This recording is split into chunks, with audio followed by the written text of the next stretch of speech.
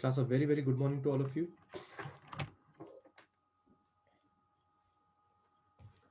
Good morning, class. सबको मेरी आवाज आ रही है?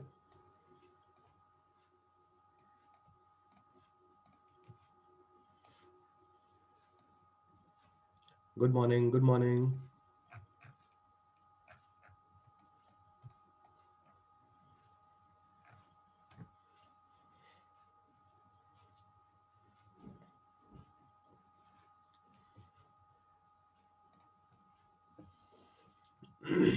करें, स्टार्ट करें?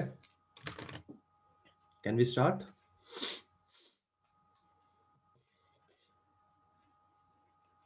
है सब लोग बेड्स के बाहर हैं? कल का इन्फिनिटी का लेक्चर अटेंड किया था? कितने लोग ने अटेंड किया कल का इन्फिनिटी? अच्छा था? आ रहा है, समझ में आ रहा है?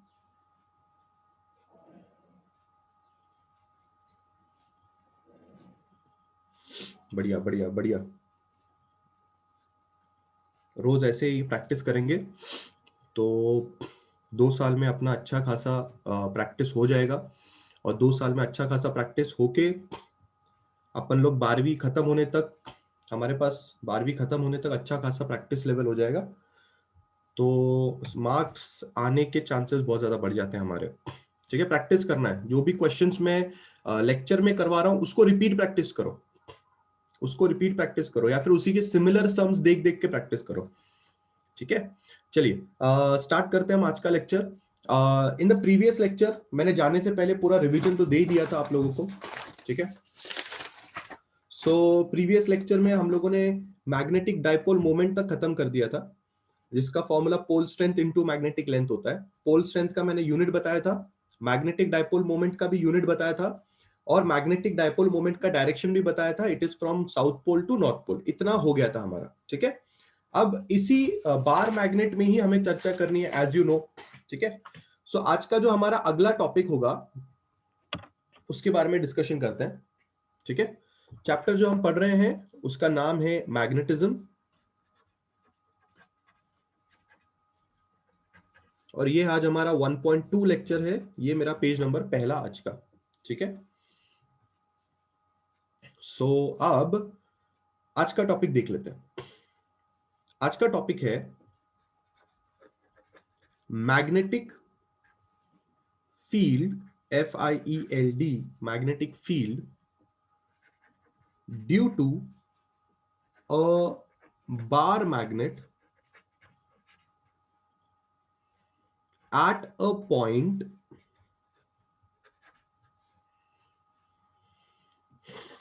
along its axis and at a point along its equator। Tension नहीं लेना है, कोई डेरिवेशन नहीं है इस टॉपिक का, डायरेक्ट फाइनल फॉर्मूला है। डेरिवेशन इसके अगले टॉपिक का है। ठीक है, सो बिल्कुल टेंशन नहीं लेना है। पहले बात को समझना है कि क्या टॉपिक अपने से कहना चाहता है। अपने को मैग्नेटिक फील्ड बताने का है, कहां बताने का है या किसके लिए बताने का है? अपने को मैग्नेटिक फील्ड बताने का है एक बार मैग्नेट के लिए। ठीक है, अच्छी बात है। कहां? एट अ पॉइंट, एक पॉइंट पे बताना है। वो पॉइंट या तो उसके एक्सिस पे हो सकता है, या तो वो पॉइंट उसके इक्वेटर पे हो सकता है। तो सबसे पहली बात तो हमें यह समझनी पड़ेगी कि एक बार मैग्नेट का एक्सिस या एक बार मैग्नेट का इक्वेटर कहां होगा। तो सबसे पहला पार्ट जो मैं सॉल्व कर रहा हूं वो मैं सॉल्व कर रहा हूं एक्सिस के लिए। ठीक है, अच्छी तरह से बात को देखना है।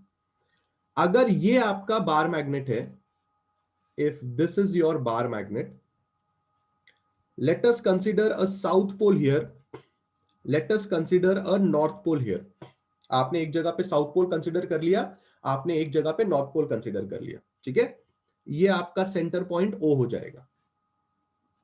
अब अगर आप अपने नॉर्थ पोल और साउथ पोल से अगर आपने एक लाइन ड्रॉ की, नॉर्थ पोल और साउथ पोल के अगर उससे आपने एक लाइन ड्रॉ की इस तरह से, दिस लाइन, मैं एक डॉटेड लाइन बना रहा हूं, this line will be called as the axis of your magnet. बिल्कुल ध्यान से बात को समझना है। Magnetic field due to a bar magnet at a point along its axis. सिर्फ इतना पढ़ रहे हैं, सिर्फ पहला पार्ट पढ़ रहे हैं। हमें मैग्नेटिक फील्ड बनानी है, बतानी है एक ऐसे पॉइंट पे जो पॉइंट उसके एक्सिस पे आता हो। पहले एक्सिस कहां होती है, ये चीज को आप एक्सिस बोलते हो, ठीक है। अब इस एक्सिस पे किसी भी पॉइंट पे कितनी मैग्नेटिक फील्ड होगी, हमें उसके बारे में चर्चा करनी है। तो समझो फॉर एन एग्जांपल मैंने ये पी पॉइंट कंसीडर कर लिया और सेंटर से उस पी पॉइंट का डिस्टेंस स्मॉल आर है। तो हम कैसे लिखेंगे, we have to find magnetic field at point P which is along its axis। सबसे पहला पॉइंट, सबसे पहला पॉइंट क्या है, सबसे पहला पॉइंट हमें क्या फाइंड करना है, हमें मैग्नेटिक फील्ड की वैल्यू फाइंड करनी है। कहां फाइंड करनी है, पॉइंट P पे फाइंड करनी है। P पॉइंट का है, P पॉइंट उसके एक्सिस के ऊपर है। दूसरी चीज हमें क्या समझ में आई, दूसरी चीज हमें यह समझ में आई कि R नाम का डिस्टेंस क्या होता है। R नाम का डिस्टेंस होता है distance between centre of magnet and point P।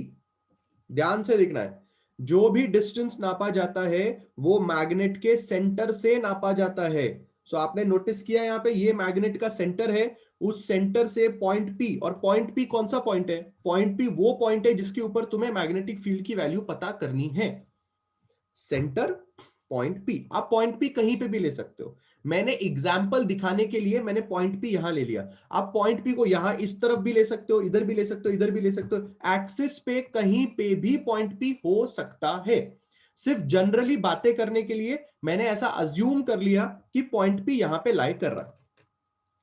अब क्या, अब इसका फॉर्मूला क्या होता है, इस फॉर्मूले का कोई भी डेरिवेशन आप लोगों के लिए नहीं है, तो आप लोगों ने इसका टेंशन नहीं लेना है। सिर्फ और सिर्फ आपको, आपके लिए इसका फॉर्मूला है। डेरिवेशन इलेक्ट्रोस्टैटिक्स चैप्टर में आएगा, क्योंकि इलेक्ट्रोस्टैटिक्स और मैग्नेटिक्स एग्जैक्टली सेम है। फिलहाल के लिए डायरेक्टली फॉर्मूला देख लीजिए, B A is equal to mu naught upon 4 pi 2m vector upon R cube.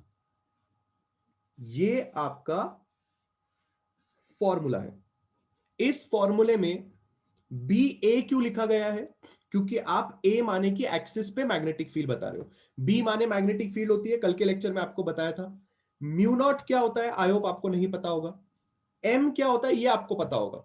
M यहां पे क्या है, ये जो एम है this is called as magnetic dipole moment. I hope ये सब लोग को पता है। आर अभी अभी मैंने लिख के दिया, it is the distance between the centre of the magnet and the point P। सबसे पहला काम ये करते हैं कि इस डायग्राम में मैग्नेटिक डायपोल मोमेंट का भी डायरेक्शन बना देते हैं। So you know it very very well कि मैग्नेटिक डायपोल मोमेंट का जो डायरेक्शन होता है वो इसी एक्सिस के अलोंग होता है। आपको पता होना चाहिए वो साउथ पोल से नॉर्थ पोल की तरफ होता है। वो अलग कलर से मैंने ड्रॉ किया है, ये वेक्टर मैंने यहां पे बनाया है, and this is the M vector जो आप यहां पे देख रहे हो। नोटिस करनी है कुछ बातें। इस म्यू नॉट के बारे में अभी तक से मैंने कोई डिस्कशन नहीं किया, डिस्कशन करूंगा। एक बार वापस रिपीट कर देता हूं कि हम लोग क्या क्या करने वाले हैं। हमें बोला गया एक बार मैग्नेट उठा के लाओ, हम लोग लेके आ गए। फिर हमें बोला गया उस बार मैग्नेट की एक्सिस बनाओ, हमने एक्सिस बनाई। फिर उसने बोला उस एक्सिस पे एक पॉइंट चूज करो, हमने पॉइंट चूज किया। फिर उसने बोला उस पॉइंट पे कितनी मैग्नेटिक फील्ड है बताओ, उस पर्टिकुलर पॉइंट पे कितनी मैग्नेटिक फील्ड है बताओ। तो उस पर्टिकुलर पॉइंट पे जो मैग्नेटिक फील्ड होगी उसको निकालने के लिए ये वाले फॉर्मूले का इस्तेमाल किया जाता है। जो इस फॉर्मूले में दो सबसे इंपॉर्टेंट चीजें हैं, एक तो वो मैग्नेटिक डाइपोल मोमेंट है जो आपको दिखाई दे रहा है, और आपको एक और चीज यहां पे नोटिस हो रही है कि m vector is parallel to axis. I hope ये सब लोगों को यहां पे दिखाई दे रहा है कि जो m वेक्टर है और जो एक्सिस है वो दोनों एक दूसरे को पैरेलल है। ये सबसे इंपॉर्टेंट चीज आपने नोटिस की। दूसरी इंपॉर्टेंट चीज आपने क्या नोटिस की, जो r नाम का डिस्टेंस है वो आपके सेंटर ऑफ द मैग्नेट से पॉइंट P का डिस्टेंस होगा। मतलब जो डिस्टेंसेस नापे जाएंगे वो डिस्टेंसेस हरदम सेंटर ऑफ द मैग्नेट से नापे जाएंगे। ये बात आपने हर दम अच्छी तरह से याद रखनी है। अब इस पूरे डिस्कशन में एक चीज खाली बच जाती है, वो है कि ये म्यू नॉट क्या है। इसके बारे में खाली डिस्कशन बच जाता है। बाकी चीज सब लोग को समझ में आ गई है। Is everything clear? फॉर्मूले का कोई डेरिवेशन नहीं है, डेरिवेशन है पर इलेक्ट्रोस्टैटिक्स चैप्टर में है, वहां पे सिमिलर चीज होगी, तब समझाऊंगा। फिलहाल टेंशन मत लीजिए। फिलहाल खाली इस फॉर्मूले में कौन सी चीज क्या है, अभी तक से हमने क्या किया, और एम वेक्टर यानी कि मैग्नेटिक डाइपोल मोमेंट वेक्टर आपके पैरेलल को, आपके एक्सिस को पैरेलल है। इतनी बात आपने याद रखनी है। क्या ये फर्स्ट पेज सब लोग के दिमाग में क्लियर है? गिव मी यस और नो।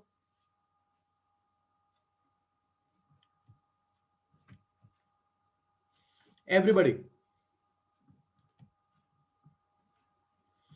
सब लोगों का रिप्लाई आना चाहिए।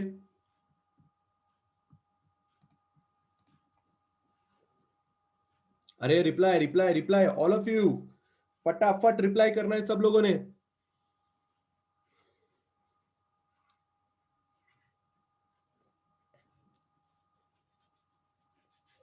Everybody is okay, everybody is okay. ठीक है, चलिए आगे बढ़ते हैं। अब जरा इसके बारे में बातचीत कर लेते हैं। किसके बारे में?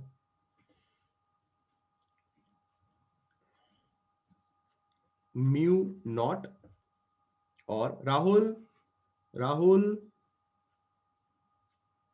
B A magnetic field axis पे है बेटा। ठीक है, ए जो नीचे लिखा है ना वो एक्सिस के लिए लिखा हुआ है। ओके राहुल। म्यू नॉट और एक चीज होती है एप्सिलॉन नॉट। ये कल इन्फिनिटी बैच के लेक्चर में इससे मुलाकात हुई होगी कभी ना कभी। 1/4 पाई एप्सिलॉन नॉट लिखा हुआ था। जो म्यू नॉट होता है उसको बोला जाता है परमिएबिलिटी, और जो एप्सिलॉन नॉट होता है उसको बोला जाता है परमिटिविटी। परमिएबिलिटी और परमिटिविटी में सबसे पहली चीज जो आपने अंडरस्टैंड करनी है, this term is actually used in magnetism and this term is used in electrostatics।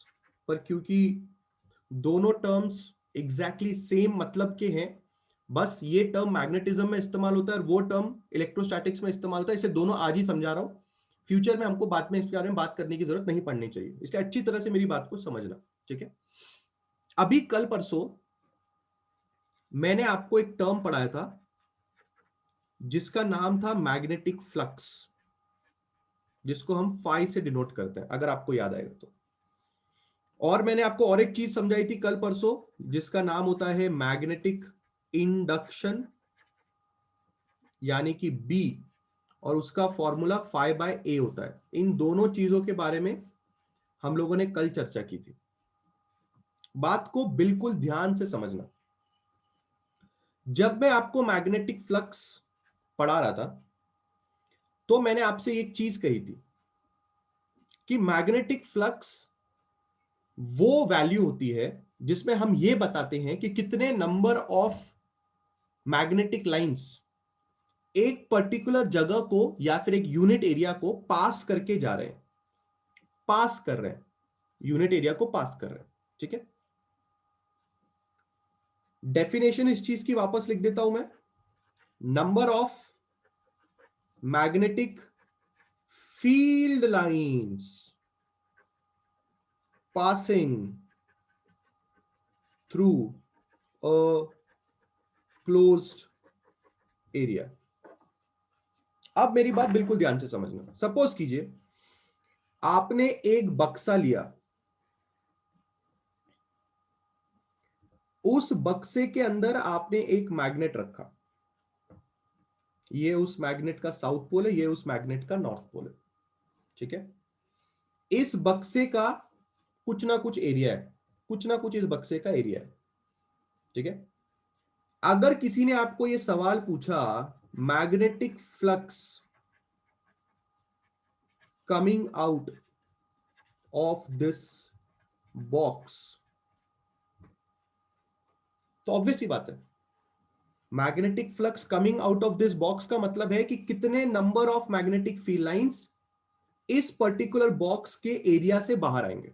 आपने एक बार नोटिस कर सकते हैं, यहां पे मैंने एक यूनिट एरिया का बॉक्स नहीं लिया है, मैंने कोई भी एक बॉक्स ले लिया है, बस उस बॉक्स के अंदर एक मैग्नेट रखा हुआ है और हमें यह बताना है कि इस मैग्नेट की वजह से जो मैग्नेटिक फील्ड लाइंस होंगी वो इस बॉक्स से कितनी बाहर आ रही है, हमें इस बारे में चर्चा करनी है।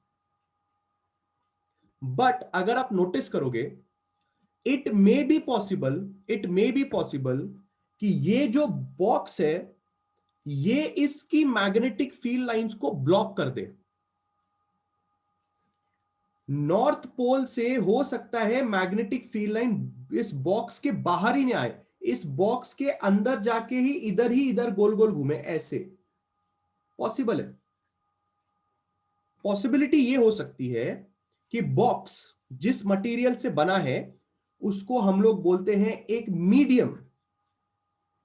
पॉसिबिलिटी ये है कि medium can block magnetic field lines और medium will not allow to pass through magnetic field lines।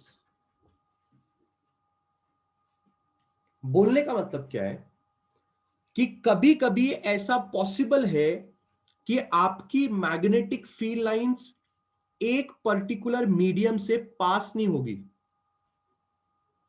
और अगर आपकी फील्ड उस पर्टिकुलर मीडियम से पास नहीं होगी तो हम ऐसा बोलेंगे कि उस मीडियम का परमिएबिलिटी अच्छा नहीं है।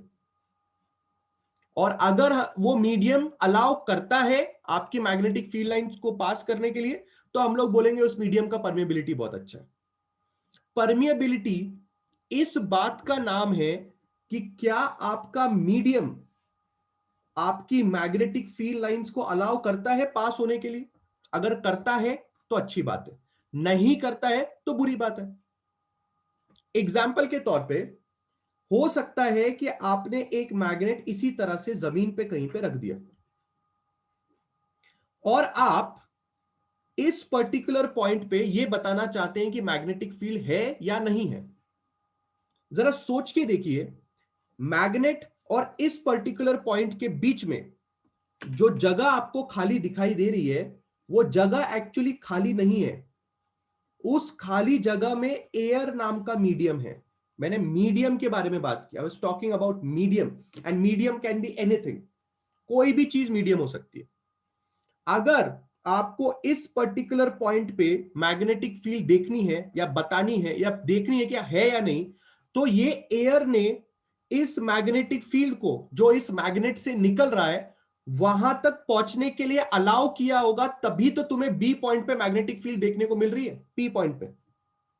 अगर इस एयर ने मैग्नेटिक फील्ड को ब्लॉक कर दिया, पास करने नहीं दिया, तो तुम्हें पी पॉइंट पे कोई मैग्नेटिक फील्ड नहीं दिखाई देगी। जैसे कि इस एग्जांपल में अगर तुमने पी पॉइंट यहां चूज कर लिया तो क्या इस मैग्नेट से मैग्नेटिक फील्ड निकल रही है? हां निकल रही है, पर वो तुम्हारे तक क्यों नहीं पहुंच रही है? Why it is not reaching towards you? It is not reaching at this point because तुम्हारे और उस मैग्नेट के बीच में एक ऐसा मीडियम है, एक ऐसा ब्लॉक है जो उसको पास करने नहीं दे रहा। इस चीज से हमें यह समझ में आता है कि it is very very important to study about the medium also. हम इस टॉपिक में बात कर रहे हैं कि पी पॉइंट पे कितनी मैग्नेटिक फील्ड होगी, यही है ना, magnetic field due to a bar magnet at point P along its axis. तो ये एक्सिस बनाया, पॉइंट पी लिया और चर्चा चालू है कि पॉइंट पी पे कितनी मैग्नेटिक फील्ड होगी। सपोज करो तुम्हारे मैग्नेट और इस पॉइंट पी के बीच में अभी एयर है, एयर या फिर वैक्यूम है, तो इट्स पॉसिबल कि तुम्हें पॉइंट पी पे मैग्नेटिक फील्ड मिलेगी। पर अगर ऐसा हो जाए कि तुम्हारे बार मैग्नेट और पॉइंट पी के बीच में एक दीवार आ जाए, एक इतनी मोटी दीवार आ जाए जो इतनी मोटी है कि उसके थ्रू तुम्हारे मैग्नेटिक फील्ड लाइंस पास ही नहीं हो रहे, तो तुम लोग को पी पॉइंट पे जो मैग्नेटिक फील्ड की वैल्यू मिलेगी वो तो 0 मिलेगी।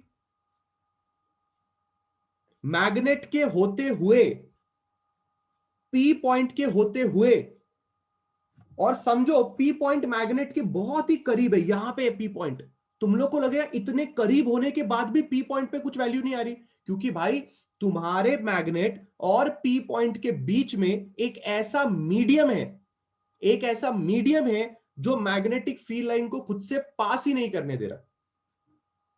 अब इसका सबसे बेहतरीन एग्जांपल क्या हो सकता है, ये पेज है, दिस इज अ पेज, ठीक है। मैं इस पेज में यहां पे एक मैग्नेट रखूंगा और यहां पे एक मैग्नेट रखूंगा। ये मेरा एक हाथ एक मैग्नेट है, ये मेरा दूसरा हाथ एक मैग्नेट है। सपोज करो मैंने ऐसे उनको रख दिया। अब अगर मैं आपसे सवाल पूछूं क्या ये मैग्नेट इस मैग्नेट से चिपकेगा, आप बोलोगे हां सर चिपकेगा, पक्का चिपकेगा। क्यों चिपका? ये मैग्नेट इस मैग्नेट से क्यों चिपका? क्योंकि दोनों मैग्नेट की मैग्नेटिक फील्ड इस पेपर से पास हो रही है। ये पेपर अलाउ कर रहा है मैग्नेटिक फील्ड लाइंस को पास होने के लिए, तभी तो अट्रैक्शन हो रहा है। तो क्या इस पेपर का परमिएबिलिटी अच्छा है? हाँ, परमिएबिलिटी अच्छा है, तभी तो पास हो रही है मैग्नेटिक फील्ड लाइन। पर अगर मैं सेम एग्जांपल आपको इस तरह से दूं कि अब मैं एक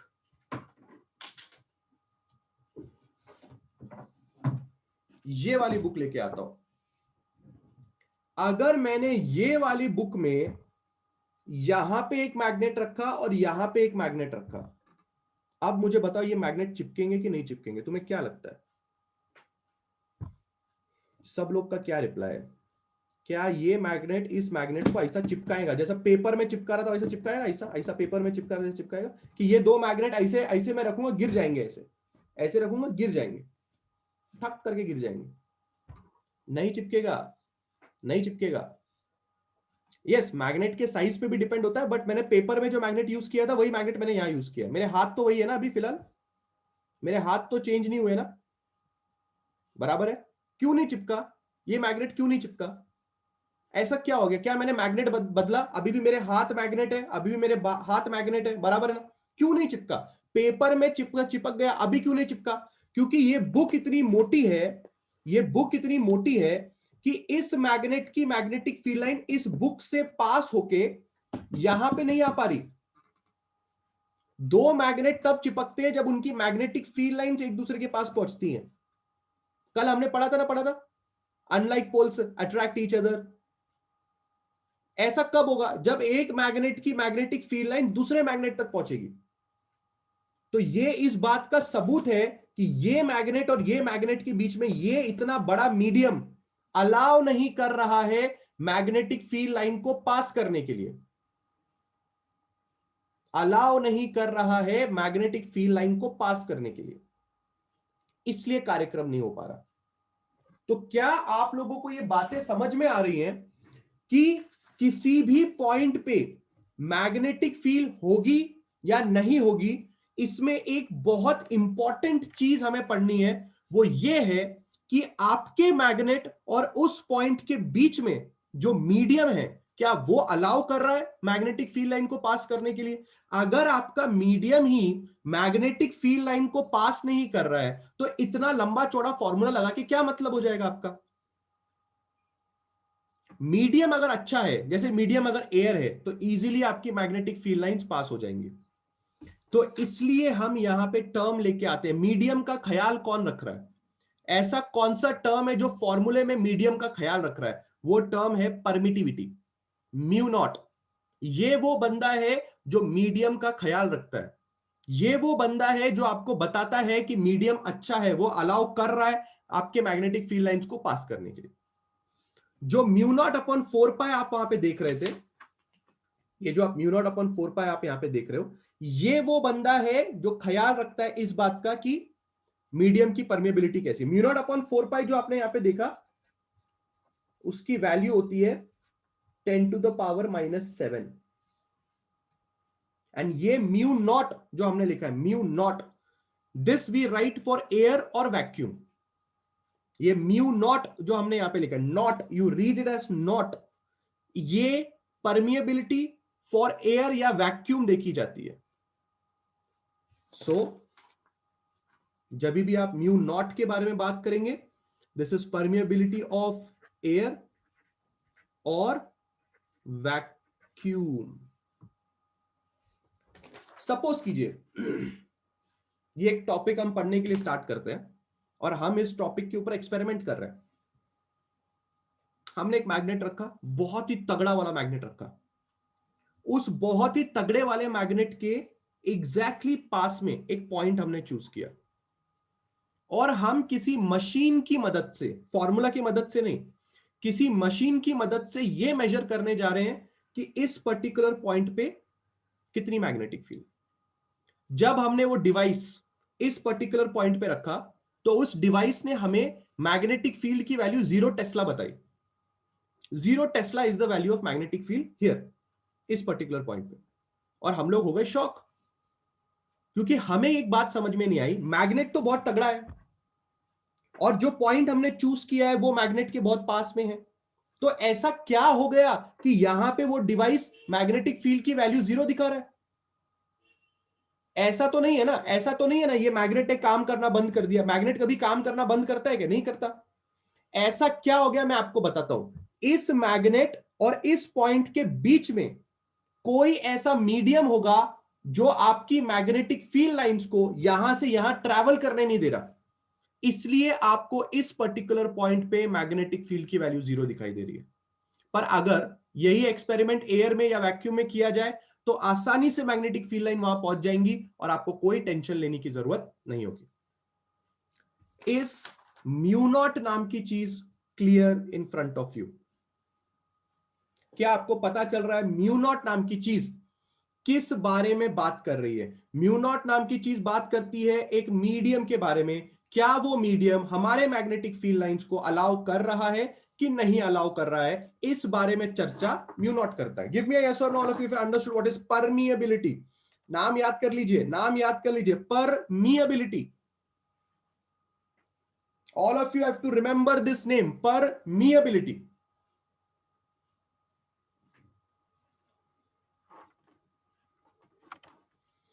Reply. All of you should give your reply. All of you should be giving a reply.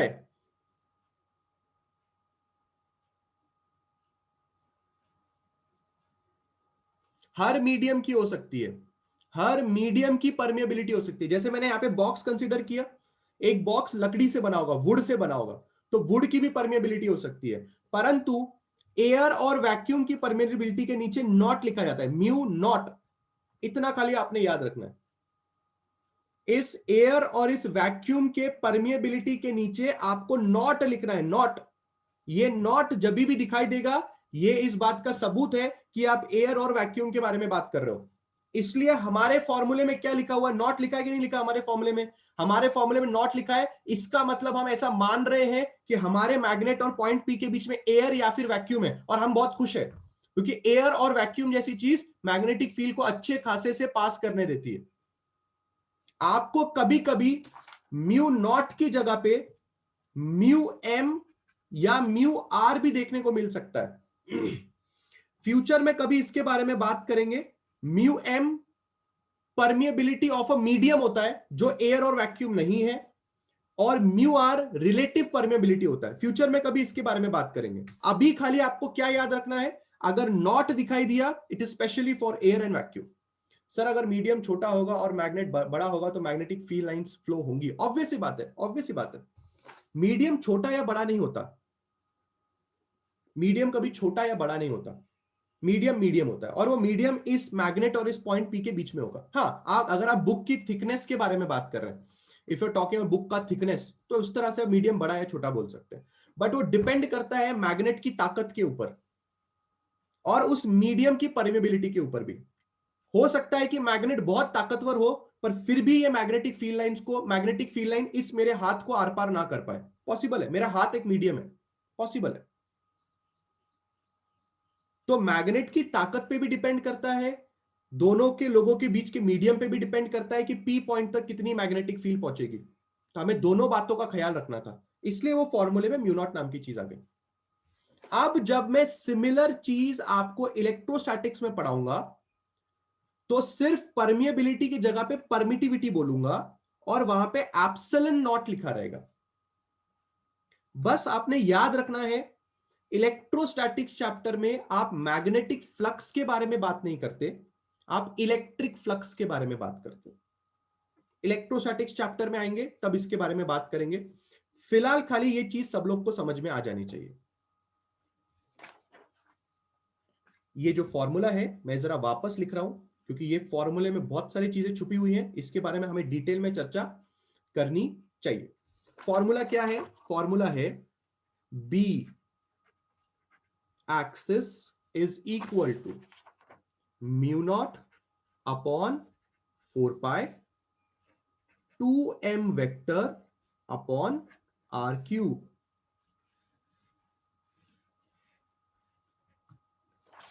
अच्छी तरह से मेरी बातें सबको समझनी है। ये बी एक्सिस भी एक वेक्टर है, मैग्नेटिक फील्ड इंडक्शन भी एक वेक्टर होता है, क्योंकि कल हमने इसके बारे में बात की थी कि इसका जो मैग्नीट्यूड होता है 5/a होता है और इसका डायरेक्शन भी टेंजेंशियली बनाते हैं हम लोग। ठीक है, अब मेरी बात बिल्कुल ध्यान से समझना, अच्छी तरह से मेरी बात को समझना सब लोग। ठीक है, बहुत ही इंपॉर्टेंट चीज है, इसलिए बहुत अच्छी तरह से मेरी बात को समझना। बी एक्सिस एक वेक्टर है, मैग्नेटिक डाइपोल मोमेंट एक वेक्टर है। इस पर्टिकुलर डायग्राम में अगर आप बिल्कुल ध्यान से देखेंगे तो इस पर्टिकुलर डायग्राम में बी एक्सिस वेक्टर कैसे बनाया जाएगा? इस पर्टिकुलर डायग्राम में बी एक्सिस वेक्टर ऐसा बनाया जाएगा। सबसे पहले मैंने एक वेक्टर ड्रॉ करके दिखाया था। कौन सा वेक्टर ड्रॉ करके दिखाया था? मैग्नेटिक डाइपोल मोमेंट का वेक्टर ऑरेंज कलर में आपको वहां पे दिखाई दे रहा है। Magnetic dipole moment vector orange colour में आपको यहां पे क्यों दिखाई दे रहा है? क्योंकि कल लेक्चर में आपको पढ़ाया था कि magnetic dipole moment south pole से नॉर्थ पोल की तरफ जाता है, इसलिए साउथ पोल से नॉर्थ पोल की तरफ आपको एक ऑरेंज कलर में एरो दिखाई दे रहा है।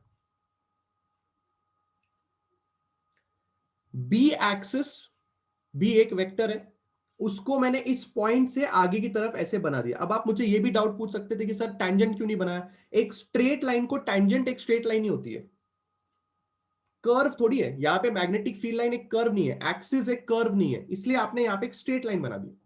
कर्व को आप एक टैंजेंट बनाते हैं, स्ट्रेट लाइन को टैंजेंट एक टैंजेंट ही होती है, मतलब स्ट्रेट लाइन ही होती है।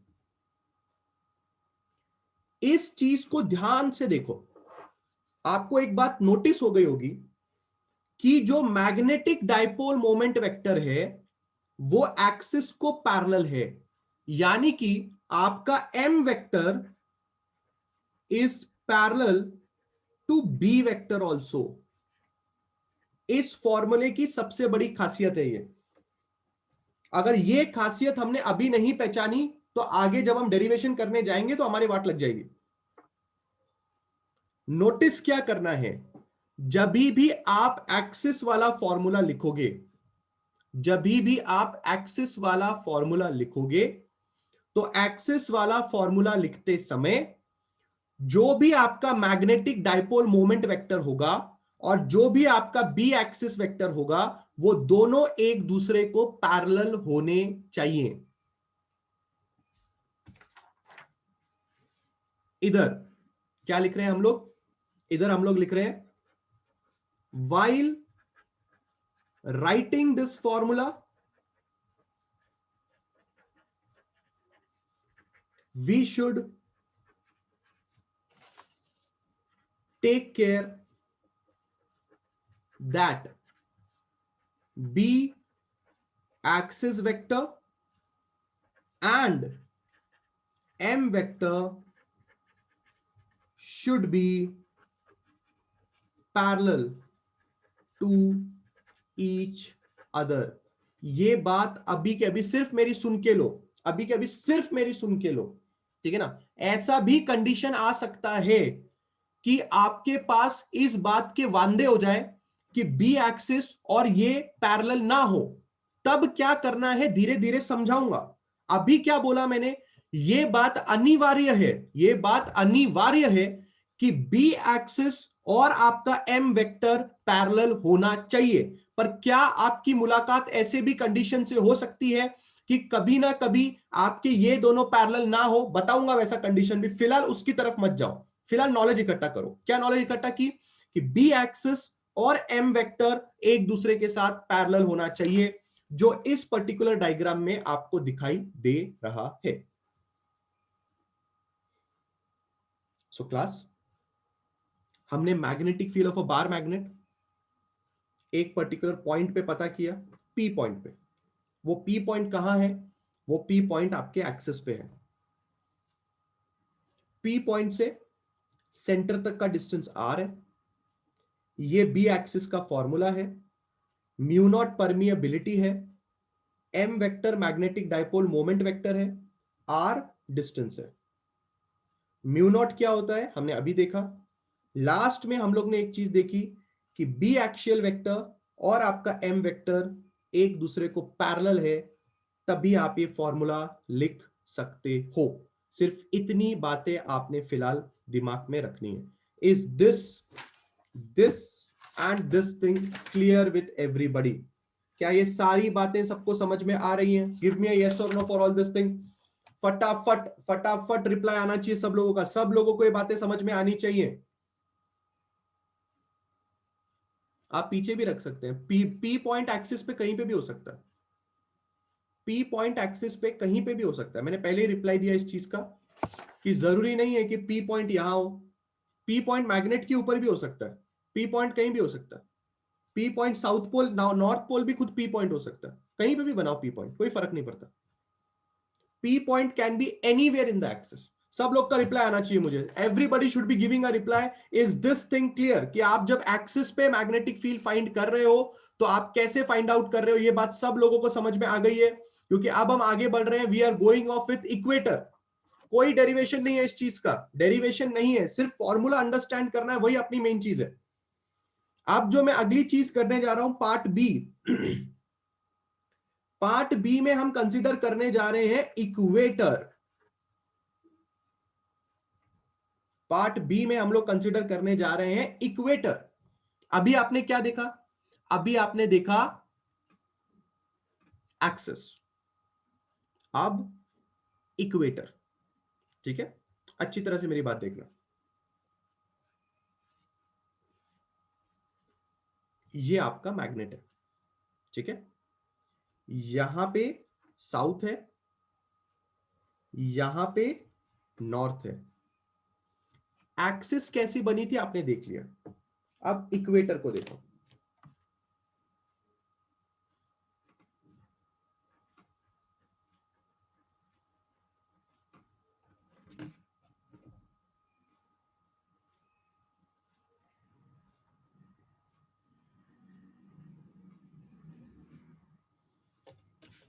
ये जो लाइन आपको दिखाई दे रही है, ये लाइन आपकी इक्वेटर मानी जाएगी। सबसे पहला फर्क जो आपने नोटिस किया, इक्वेटर एक ऐसी लाइन है जो एक्सिस को परपेंडिकुलर होती है। A line perpendicular to axis is your equator. सबसे पहली चीज, एक्सिस कैसी दिखी, इक्वेटर कैसा दिखा, आई होप सब लोग को समझ में आ रहा है। ये जो लाइन आपको दिखाई दे रही है ये आपकी एक्सिस वाली लाइन होती है, और एग्जैक्टली सेंटर पे, ये सेंटर पॉइंट है, ओ यहां पे सेंटर पॉइंट है, एग्जैक्टली सेंटर पे जो पॉइंट आप लेते हो और जहां पे आप लाइन बनाते हो एक परपेंडिकुलर, वो लाइन आपके मैग्नेट की इक्वेटर के नाम से जाना जाता है। अब आपका टॉपिक क्या है, इस इक्वेटर पे कोई पॉइंट चूज करो, करो कोई पॉइंट चूज। चलो मैंने यहां पे एक पॉइंट चूज कर दिया और इस पॉइंट का नाम है P। अब हमें क्या करना है, हमें पॉइंट P, हमें पॉइंट P क्या है, पॉइंट P क्या है, हमें पॉइंट P जो कि इक्वेटर पे लाई करता है,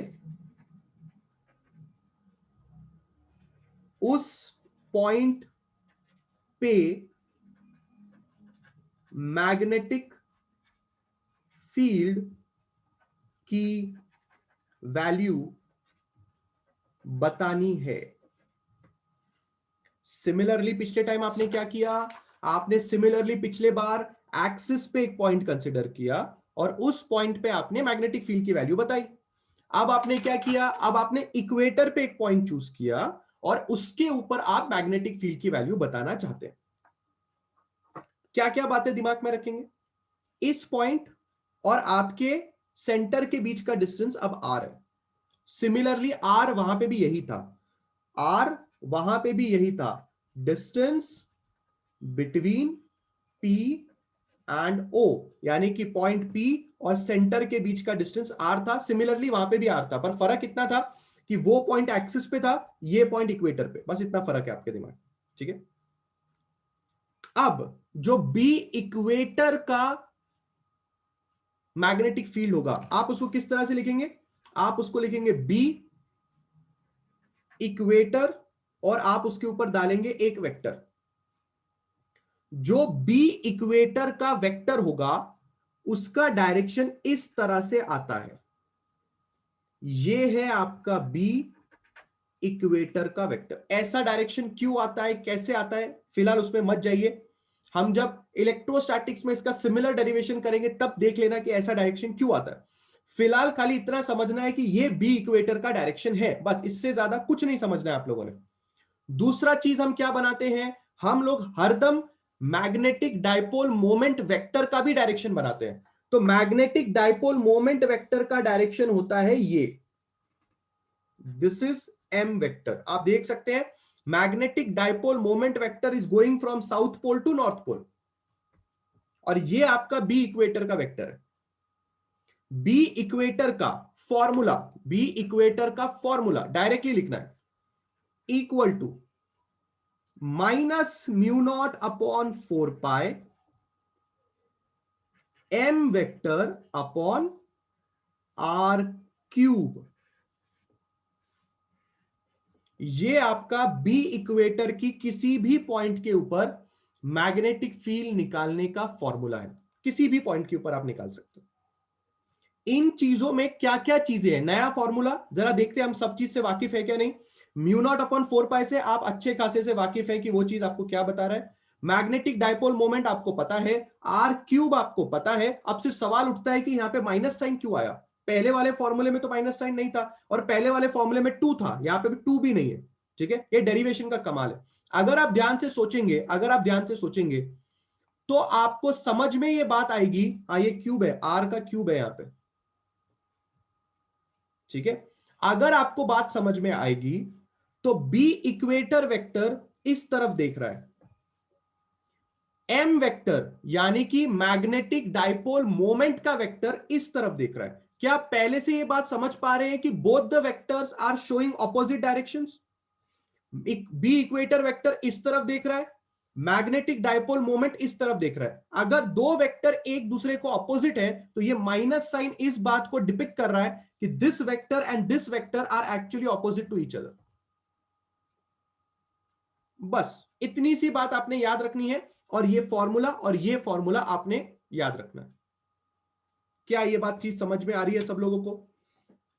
क्या आपको ये बात समझ में आ रही है? इक्वेटर कैसा दिखेगा, इक्वेटर कहां होगा, इक्वेटर किसको बोलते हैं, पॉइंट पी इक्वेटर पे होना चाहिए, माइनस साइन क्यों आया, बी इक्वेटर का डायरेक्शन किधर होना चाहिए, ये सब बातें आप लोग को समझ में आ रही हैं कि नहीं आ रही है? कम ऑन, रिप्लाई एवरीबॉडी, फटाफट सब लोगों ने रिप्लाई देना है मुझे। Everybody is understanding these things? Reply reply.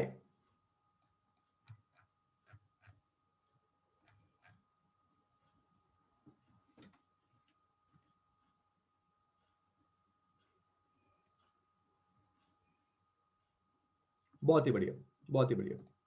अगर आपको ये चीज समझ में आ रही है तो क्यों ना इसके ऊपर एक एग्जाम्पल किया जाए। ठीक है, एक एग्जाम्पल करते हैं, बेटर अंडरस्टैंडिंग बिल्डअप होगी कि हम लोग क्या यहाँ पे बोलना चाहते हैं, एक बेटर अंडरस्टैंडिंग हम बिल्डअप करेंगे। ठीक है, चलिए देखते हैं, अच्छी तरह से देखना है। सामने टेक्स्ट बुक में एक एग्जाम्पल आपको दिखाई दे रहा है, हम उस एग्जाम्पल को सॉल्व करेंगे। ठीक है, एग्जाम्पल 12.1 की हम बात कर रहे हैं। ठीक है, जस्ट रीड करते हैं हम लोग एग्जाम्पल क्या कह रहा है। एग्जाम्पल हम लोग से ये कह रहा है कि short magnetic dipole has magnetic moment 0.5 ampere metre square. What does this thing means? This means उसने हमें m का वैल्यू दिया हुआ है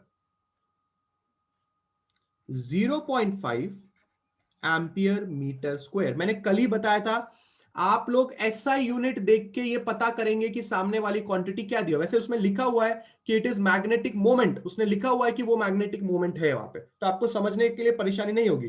पर फिलहाल भी कभी कभी परेशानी हो जाती है, यूनिट देख के पता करेंगे, क्योंकि मैग्नेटिक मोमेंट का यूनिट एम्पियर मीटर स्क्वायर होता है। आगे बढ़ते हैं।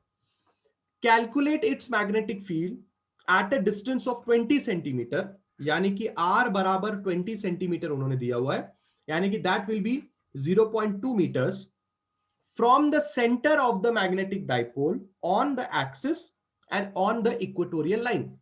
म्यू नॉट की वैल्यू उन्होंने दी हुई है 4 पाई इंटू 10⁻⁷। मैंने पहले ही बताया था कि म्यू नॉट अपॉन 4 पाई की वैल्यू 10⁻⁻7 होती है, और म्यू नॉट की वैल्यू 4 पाई इंटू 10⁻⁻7 होती है। इस बारे में हमने पहले ही डिस्कशन कर लिया। पहले पार्ट में हमें एक्सिस को सॉल्व करना है, दूसरे पार्ट में हमें इक्वेटोरियल लाइन पे सॉल्व करना है। तो अब हम स्टार्ट कर सकते हैं, इजीली हमारे लिए सब चीज ठीक है। तो अब एक्सिस पे जब हमें सॉल्व करना है, तो एक्सिस पे क्या फॉर्मूला हम लोग ने देखा, एक्सिस पे अगर हम सॉल्व करेंगे, बी एक्सिस अगर हम सॉल्व करेंगे, पर सबसे पहले डायग्राम बना लेते हैं।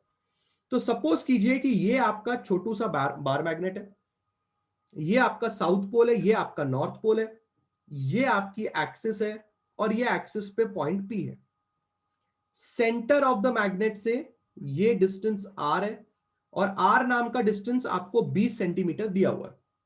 ठीक है, ये इस तरफ आपका बी एक्सिस वेक्टर होता है, और साउथ पोल से नॉर्थ पोल की तरफ आपका डाइपोल मोमेंट का वेक्टर होता है। तो पूरा का पूरा डायग्राम हमारे सामने। फॉर्मूला क्या सिखाया मैंने आपको, mu naught upon 4 pi 2m vector upon R cube. Formula नहीं भूलना है।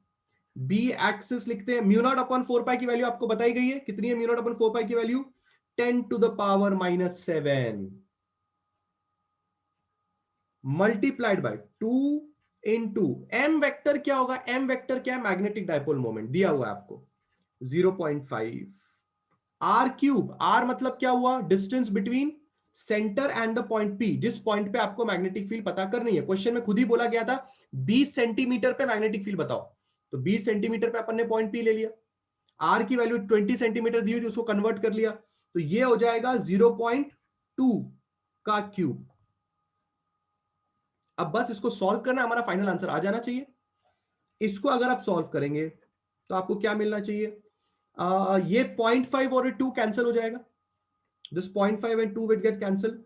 ऊपर की तरफ सिर्फ 10⁻⁻7 बच रहा है, और नीचे की तरफ अगर आप देखेंगे 0.2 का क्यूब अगर आप करेंगे, 0.2 का अगर आप क्यूब करेंगे तो 0.008 आपकी तरफ बचेगा। इसको अगर आप सॉल्व करेंगे तो बी एक्चुअल अराउंड आपको 1/8 आएगा और 10⁴ पावर आएगा। दिस विल बी लगभग आपका आंसर आना चाहिए 1.25 इंटू 10⁻⁻5। और क्योंकि आपने मैग्नेटिक फील्ड निकाली है, आप यूनिट यूज करेंगे वेबर पर मीटर स्क्वायर, और आप यूनिट यूज कर सकते हैं Tesla.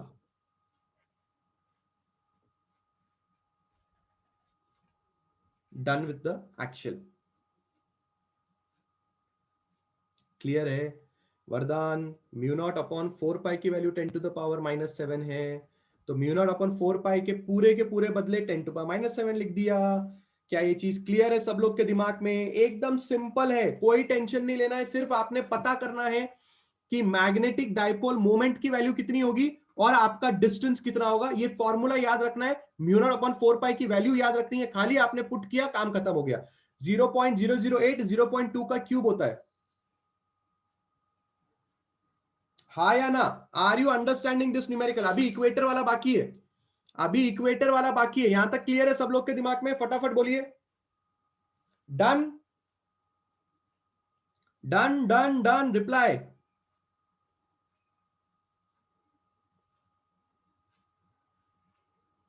All of you should be giving a reply. अभी तक डन है यहां पे?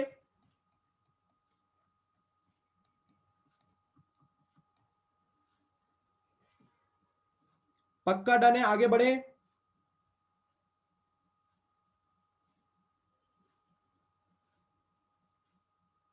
ठीक है, अब अगला क्या था? ये तो पार्ट ए था। पार्ट बी में हमें क्या निकालना था? पार्ट बी में हमें इक्वेटर का निकालना था। तो क्यों ना इधर ही थोड़ा साइड में हम इक्वेटर का भी सॉल्व कर ले। ये हमारा पार्ट बी होगा जिसमें हमें इक्वेटर पे बात करनी है। ठीक है, हाँ जी, 2 और 0.5 कैंसिल हो जाएगा ना, 0.5 हाफ होता है। 0.5 आप डायरेक्टली मल्टीप्लाई करके देखो, आंसर 1 आएगा। 2 इंटू 0.5 इज 1। ठीक है, ओके। अब हम इक्वेटर के लिए सॉल्व कर रहे हैं। डायरेक्टली बी इक्वेटर का फॉर्मूला हम लिखना चाहेंगे, mu naught upon 4 pi M upon R cube. Mu naught upon 4 pi M upon R cube. अभी अभी ये फॉर्मूला हम लोग ने लिखा, बिना किसी देरी के डायरेक्टली वैल्यू सब्स्टिट्यूट करते हैं। म्यू नॉट अपॉन 4 पाई आप सब लोग जानते हैं 10⁻⁻7। म्यू नॉट अपॉन 4 पाई की वैल्यू 10⁻⁻7 होती है, बराबर है इनटू एम कितना है 0.5। सानिया कैलकुलेट कीजिए, इतना कैलकुलेट करने आएगा ना? डिवीजन विवीजन आता है ना? इतना कैलकुलेट करने आएगा आपको? बराबर इतना तो होगा ना कैलकुलेशन?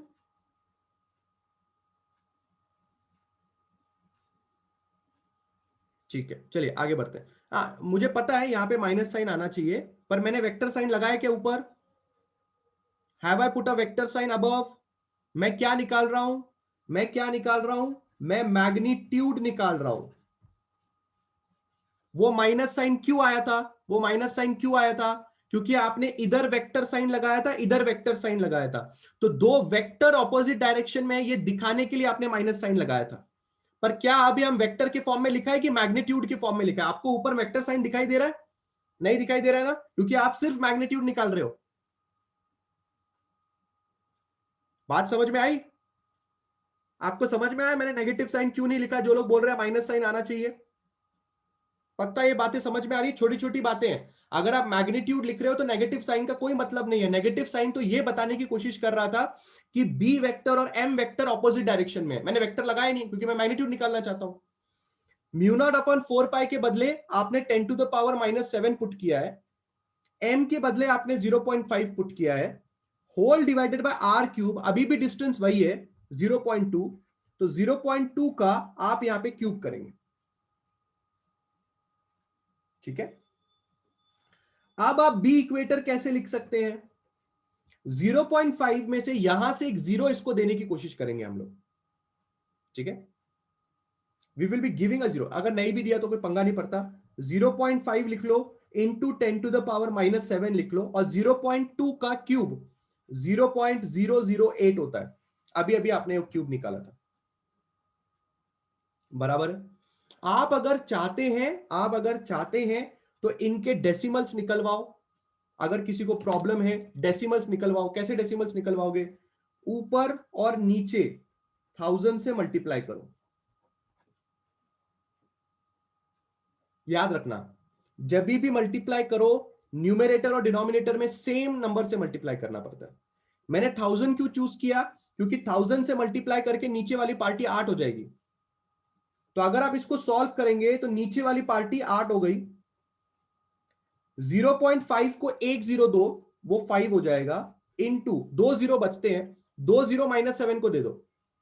अगर आपने 2 0 माइनस 7 को दिए तो वो 10 टू द पावर माइनस 5 हो जाएगा। देखो किस तरह से डेसिमल हटाया जाता है। सिमिलर चीज यहां पे भी की है, सिमिलर चीज यहां पे भी की है। पहले डेसिमल हटवाओ और फिर आगे का काम करो अगर आपको डेसिमल से प्रॉब्लम है। वापस रिपीट करता हूं मैंने ऊपर नीचे 1000 से इसलिए मल्टीप्लाई किया है ताकि डेसिमल निकालना पड़े। ठीक है, कैसे मल्टीप्लाई किया बिल्कुल ध्यान से देखें, बिल्कुल ध्यान से देखें। 1000 से क्यों मल्टीप्लाई किया? क्योंकि इस नंबर का डेसिमल हटाने के लिए 1000 से मल्टीप्लाई करना पड़ेगा। 0.008 में 3 डेसिमल है, तो इसलिए 3 जीरो से मल्टीप्लाई करेंगे। इसलिए ऊपर भी 1000 से मल्टीप्लाई किया, नीचे भी 1000 से मल्टीप्लाई किया। तो 0.008 को अगर आप 1000 से मल्टीप्लाई करेंगे तो डिनोमिनेटर में 8 आ गया। अब न्यूमरेटर की कहानी समझो। 1000 में से एक जीरो इसके साथ मल्टीप्लाई करो, एक जीरो। तो अगर 1000 में से एक जीरो इसके साथ मल्टीप्लाई किया यानी कि 10 मल्टीप्लाई किया तो आपको 0.5 का 5 बन जाएगा। अभी कितने जीरो बचे? 2 जीरो बचे। 1000 में से अगर 2 जीरो इसके साथ मल्टीप्लाई करोगे तो 10 टू द पावर माइनस 7 का 10 पर माइनस 5 हो जाएगा। Everybody understood this step? 10 to the power minus 7 से 10 टू द पावर माइनस 5 कैसे हुआ, ये सब लोग को समझ में आया? क्लियर है? I hope you are understanding. 10 to the power 3 है यहां पे 10 टू द पावर 3 है, 3 है 10 to the power. 10 to the power 3 में से एक जीरो इसको दिया तो 10 टू द पावर 2 बचा। 10 to the power 2 and 10 to the power minus 7 will become 10 to the power minus 5. When base are same, power gets added up. 10 to the power minus 7 into 10 to the power 2 will give you 10 to the power minus 5. I hope this is clear with everybody. अब 5/8 आप solve कर सकते हो कि नहीं कर सकते हो? सिंपल है कि नहीं? 5/8 सिंपल मल्टीप्लीकेशन है कि नहीं? 5/8 सॉल्व करना बराबर है कि नहीं है? तो सिंपल से आंसर आएगा 0.625 into 10 to the power minus 5 tesla. ये आपका बी इक्वेटर हो गया। Done.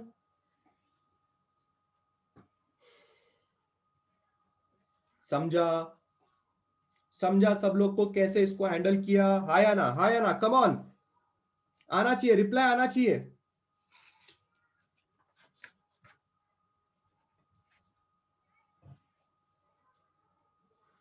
All of you should be giving a reply.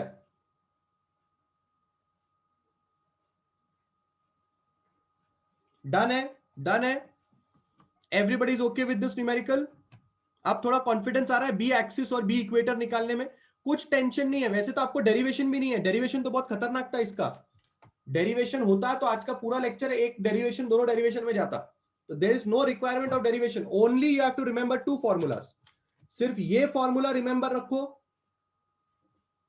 और ये फॉर्मूला रिमेंबर रखो, आपका एक्सिस और इक्वेटर का काम खत्म। और क्या याद रखना है? म्यू नॉट अपॉन 4 पाई की वैल्यू याद रखनी है। म्यू नॉट अपॉन 4 पाई की वैल्यू होती है 10 टू द पावर माइनस 7। ये बात आपने याद रखनी है।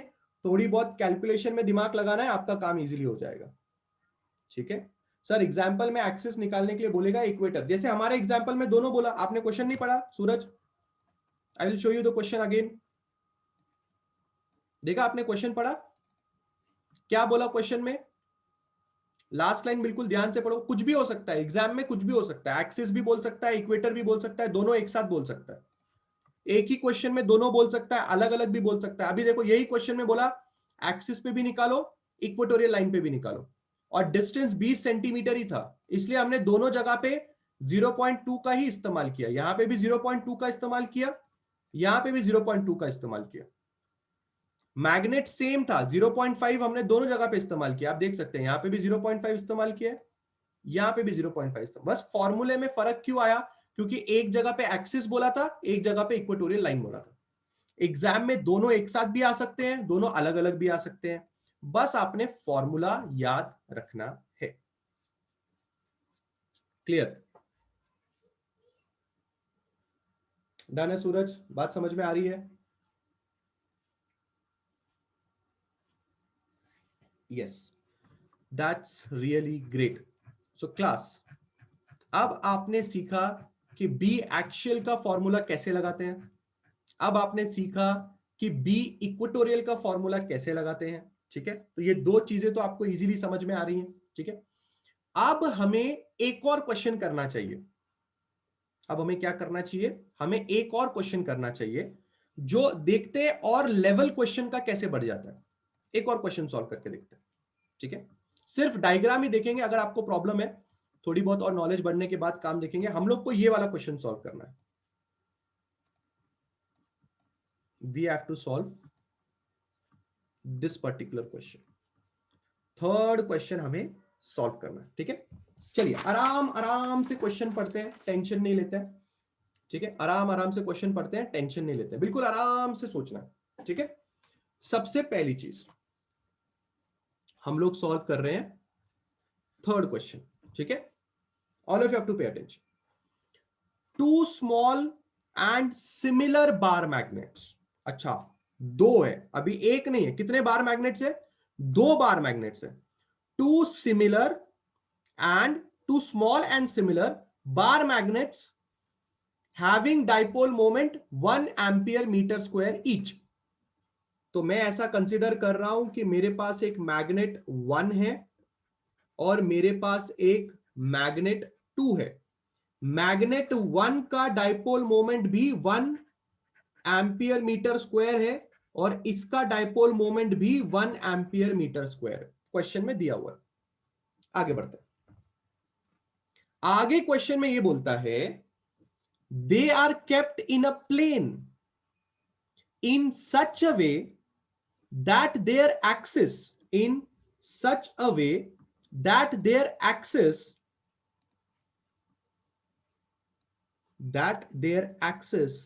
are perpendicular to each other। ऐसे कैसे पॉसिबल है कि दो मैग्नेट को ऐसा रखा जाए कि उनकी एक्सिस परपेंडिकुलर हो जाए? डायग्राम बिल्कुल ध्यान से देखना।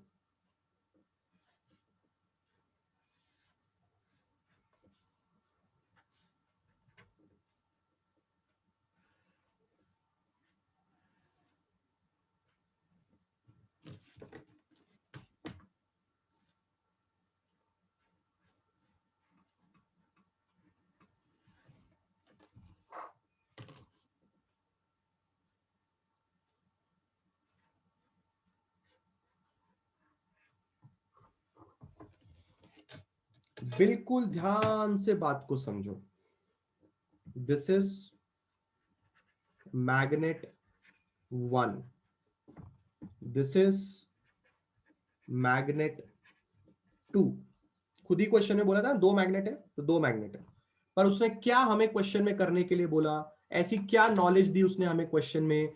उसने हमें क्वेश्चन में नॉलेज ये दी कि दोनों मैग्नेट की एक्सिस एक दूसरे को परपेंडिकुलर होनी चाहिए।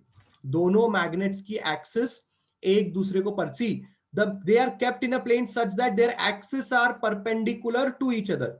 क्या आप ये नोटिस कर पा रहे हैं? ये जो ब्लू लाइन मैंने बनाई है, this blue line is the axis of magnetic 1 and this orange line is actually the axis of magnet 2, but there is a catch, there is a catch। बिल्कुल ध्यान से समझना। कैच ये है, axis of magnet 1 is equal to equator of magnet 2। क्या आप ये बात को इमेजिन कर पा रहे हैं?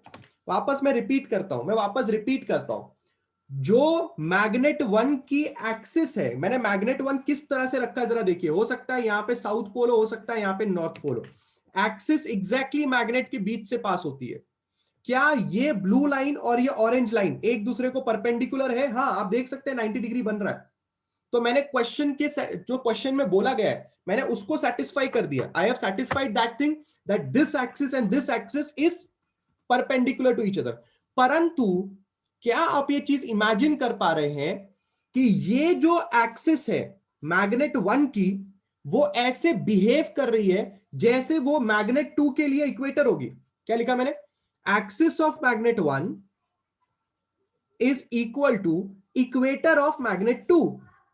क्या ये बात सब लोग को समझ में आ रही है? क्वेश्चन में ऐसा नहीं बोला गया है, मैंने पता लगाया, मैंने डायग्राम देख के ये पता लगाया। क्वेश्चन में सिर्फ इतना बोला था इसका एक्सिस और इसके एक्सिस को एक दूसरे को परपेंडिकुलर बनाओ, मैंने बना दिया। पर बाद में मुझे क्लिक हुआ कि इस बंदे का एक्सिस इसके इक्वेटर जैसा बिहेव कर रहा है। यहां तक क्लियर है क्या? Are you understanding this diagram? Come on, give me a yes और no all of you. Are you understanding यहां पे क्या लिखा हुआ है? क्या आपको समझ में आ रहा है? दो एक्सिस को परपेंडिकुलर बना के हमें क्या समझ में आया? Everybody is getting this point? आना चाहिए, रिप्लाई आना चाहिए। अगर इतना नहीं समझा तो आगे बढ़ के कोई मतलब नहीं है। अगर इतना नहीं समझा तो आगे बढ़ के कोई मतलब नहीं है। फटाफट फटाफट, क्लियर है? सब लोग का रिप्लाई आना चाहिए। Everybody is okay with this thing, can I move forward? बहुत ही बढ़िया, अब आगे बढ़ते हैं। बिल्कुल ध्यान से मेरी बात समझना। A line drawn through the axis of one magnet passes through the center of the other magnet। ये तो हमने पहले ही कर दिया, आप पहले ही देख सकते हो। ये लाइन जो हमने ड्रॉ की है ये इस मैग्नेट के सेंटर से पास हो रही है, ये तो पहले से ही कर दिया। आगे बढ़ते हैं। If the distance between their centres is 2 metre, हो सकता है यहां पे इस मैग्नेट का सेंटर हो सकता है यहां पे इस मैग्नेट का सेंटर हो। इस मैग्नेट के सेंटर से इस मैग्नेट के सेंटर तक का डिस्टेंस 2 मीटर का है। ऐसा क्वेश्चन में खुद ही बोला गया। अगर आप क्वेश्चन ध्यान से पढ़ोगे तो क्या लिखा हुआ है? If the distance between their centres is 2 metres, तो ये एक मैग्नेट का सेंटर हो गया, ये दूसरे मैग्नेट का सेंटर हो गया, और दोनों मैग्नेट के बीच का डिस्टेंस मैंने 2 मीटर ले लिया। आई होप आप मुझे ऑब्जर्व कर रहे हैं। मैं पूरा क्वेश्चन एक साथ घटकने की कोशिश नहीं करता, थोड़ा थोड़ा पढ़ता हूं, उसको डायग्राम में दिखाने की कोशिश करता हूं या गिवन लिखने की कोशिश करता हूं। आप लोग ने भी ऐसे ही करना है। आगे बढ़ते हैं। Find the magnitude of the magnetic field at a point at the midpoint of the line joining their center। क्या बोला? क्या बोला? ये जो लाइन है जो इन दोनों मैग्नेट्स को ज्वाइन कर रही है, इस लाइन का सेंटर पॉइंट पकड़ो और उस सेंटर पॉइंट को P बोलो और वहां पे कितनी मैग्नेटिक फील्ड है वो बताओ।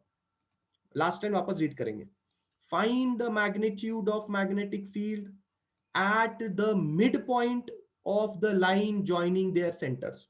तो समझो ये जो लाइन है इसका मिड पॉइंट यहां है और इसको मैं ले रहा हूं P पॉइंट। ठीक है, P पॉइंट इस 2 मीटर का मिड पॉइंट है।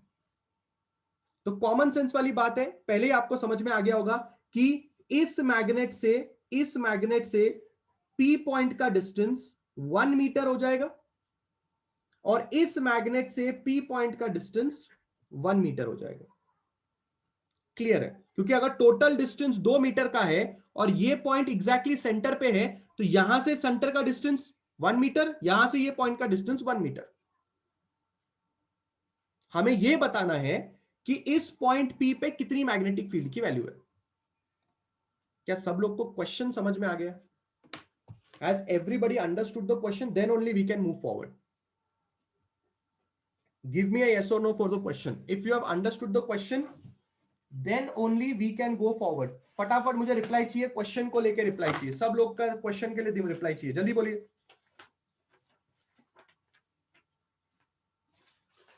All of you, give me a reply for the question. Have you understood the question?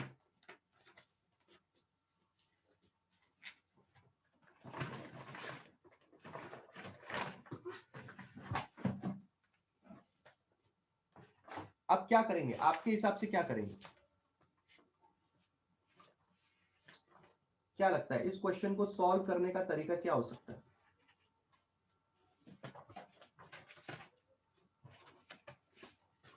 क्या आपके पास कोई फॉर्मूला है इक्वेटर वाला ये वाला वो वाला कोई फॉर्मूला है? क्या लगता है?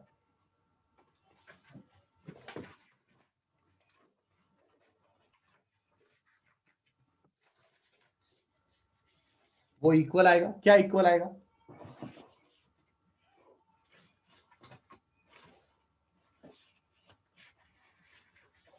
क्या इक्वल आएगा?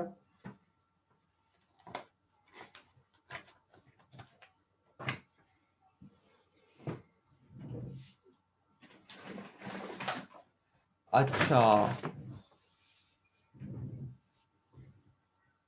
मैग्नेट 1 का एक्सिस और मैग्नेट 2 का इक्वेटर। बढ़िया बढ़िया। मैग्नेट 1 का एक्सिस, मैग्नेट 2 का इक्वेटर। ठीक है ठीक है ठीक है, ये बात बिल्कुल मुझे सही लग रही है, आप लोग को भी सही लग रही है। पी पॉइंट मैग्नेट 1 के एक्सिस पे है और पी पॉइंट मैग्नेट 2 के इक्वेटर पे है। क्या ये बात सब लोग को समझ में आ रही है? ये बात मुझे पसंद आई, आप लोग को पसंद आई? क्या आप लोग को ये बात पसंद आई कि पी पॉइंट मैग्नेट 1 के इक्वेटर एक्सिस पे है और पी पॉइंट मैग्नेट 2 के इक्वेटर पे? क्या ये बात सबको समझ में आ रही है? बी एक्सिस फॉर मैग्नेट 1 जरा निकालने की कोशिश करते हैं। अभी अभी हम लोग ने फॉर्मूला देखा बी एक्सिस का। क्या होगा बी एक्सिस का formula? Mu naught upon 4 pi 2m upon R cube, बराबर है? बराबर है। पॉइंट पी मैग्नेट 1 के एक्सिस पे है, पॉइंट पी मैग्नेट 2 के इक्वेटर पे है। तो सबसे पहले हम लोग पॉइंट पी इस बंदे के लिए सॉल्व करेंगे, फिर हम लोग पॉइंट पी इस बंदे के लिए सॉल्व करेंगे, आगे देखेंगे हम लोग क्या कर सकते हैं। ठीक है, अदनान शेख आप सो सकते हैं अच्छे से। तकिया ले लो बेटा, हाथ पे हाथ दुखेगा, वो आप हाथ रख रहे हो ना तो वो दुखेगा Adnan.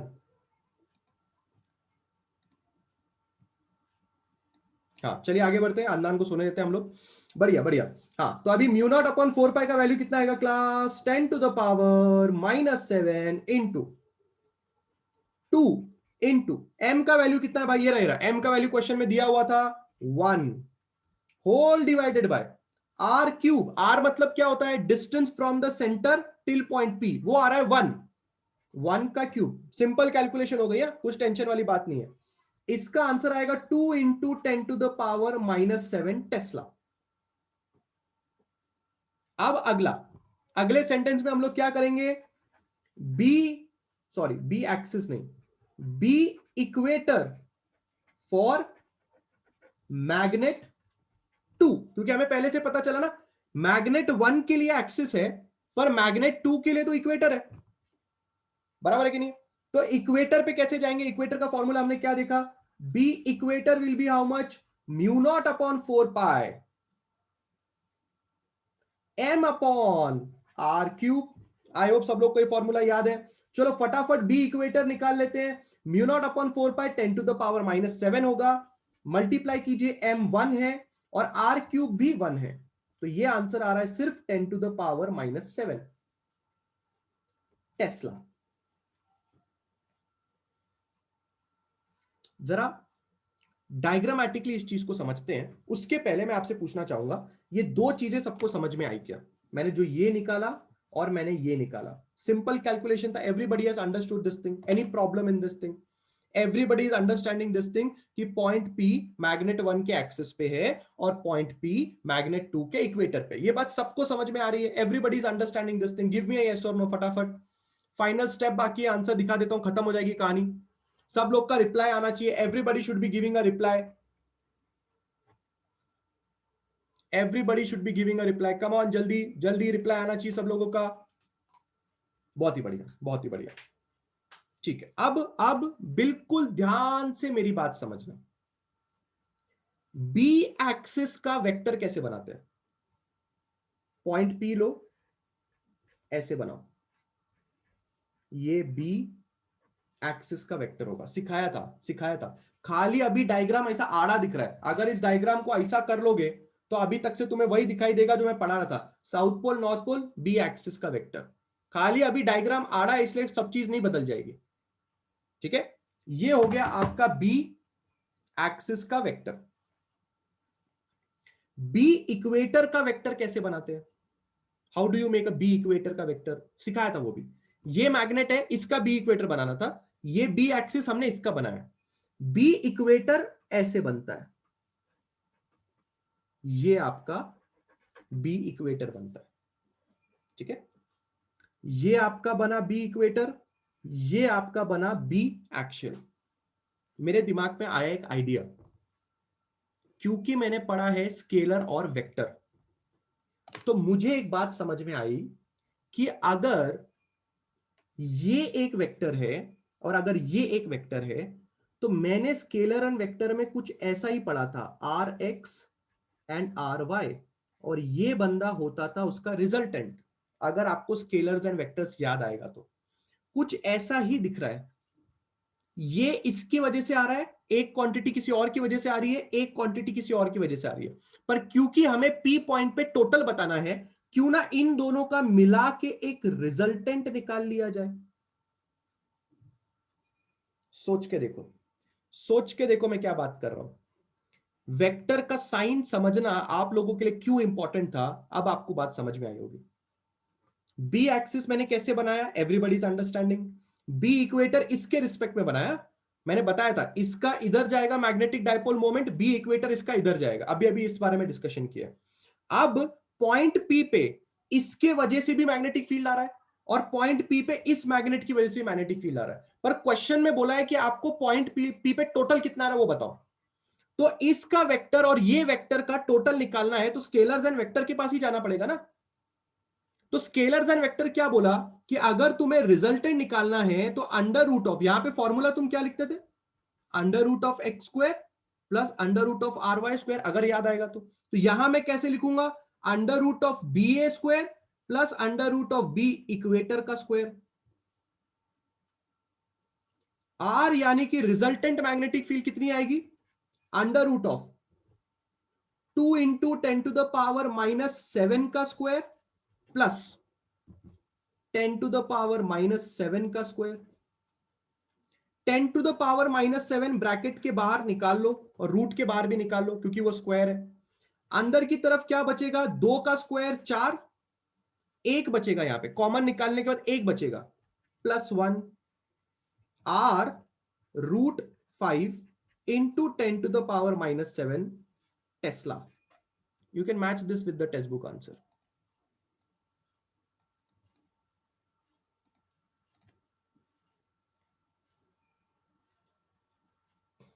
Why will be the answer 0, Vardhan?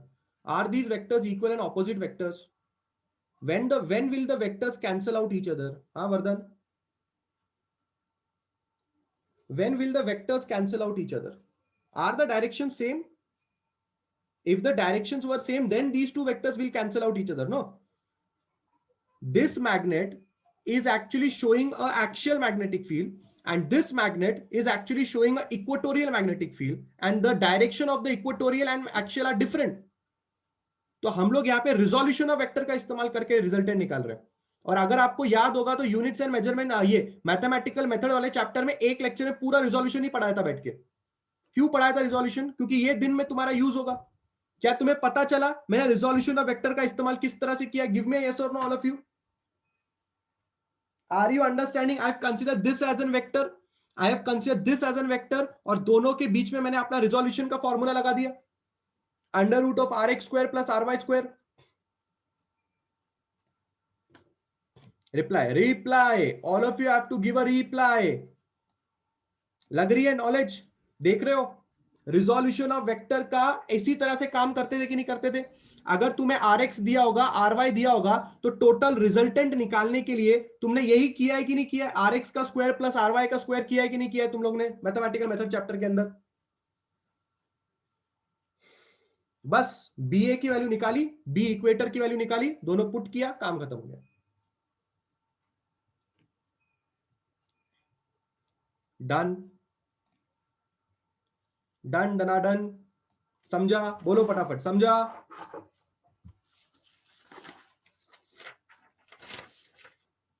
पक्का समझा सब लोगों को? आज का लेक्चर देख के आओ, आज का लेक्चर नहीं देखा तो कल का लेक्चर मतलब अगला लेक्चर भी नहीं समझेगा, क्योंकि अगले लेक्चर में हम लोग आर्बिट्री पॉइंट करने वाले हैं, आर्बिट्री पॉइंट। अगले लेक्चर में आर्बिट्री पॉइंट करने वाले हैं, वो तो और खतरनाक है। अगर आपको आज का लेक्चर नहीं आपने रिवाइज किया तो कल अगला लेक्चर समझ में नहीं आएगा। I hope it's clear. ठीक है, चलो मिलते हैं नेक्स्ट लेक्चर में। Take care, bye.